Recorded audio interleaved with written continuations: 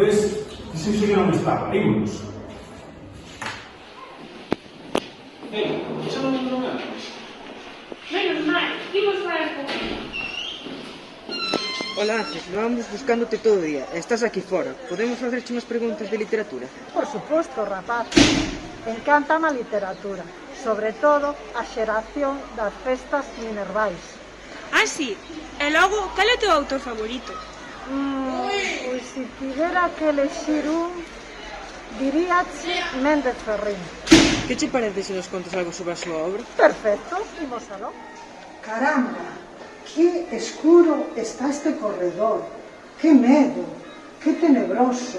Recórdame A voz na néboa, unha obra de Ferrín de carácter intimista.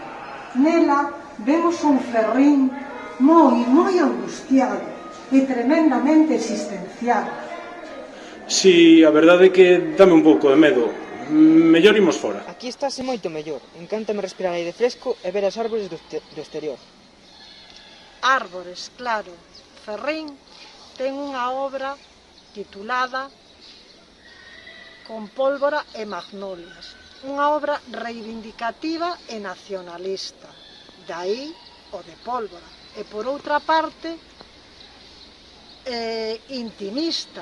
Daí o de magnolias. Unhas árbores preciosas. Por certo, xa me gustaría que no patio tivéramos magnolias. Nesta temática intimista, Ferrín fala do paso do tempo, da morte, do amor e mesmo da E traición. seu caro facer obras nacionalistas en medio da ditadura franquista? Pois agora que o dis, si. Ferrín estivo no cárcere en 2 ocasións polo seu espírito nacionalista en pólvora. Caramba, Ángeles, e ese farol tan raro? Pois veredes, Ferrín estivo influído polo vanguardismo e o simbolismo e tamén interesouse por moitas culturas. Xa, pero o farol...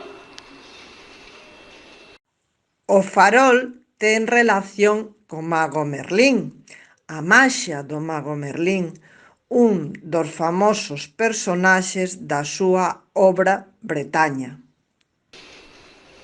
Carai, non me decatei da hora que é. Fíxoseme tarde, teñome que ir. Bueno, moitas gracias, rapaces, por compartir comigo este anaquiño falando de Ferrín, que xa sabedes, o seu pseudónimo é Heriberto Bens. Moitas gracias, un placer, biquiños.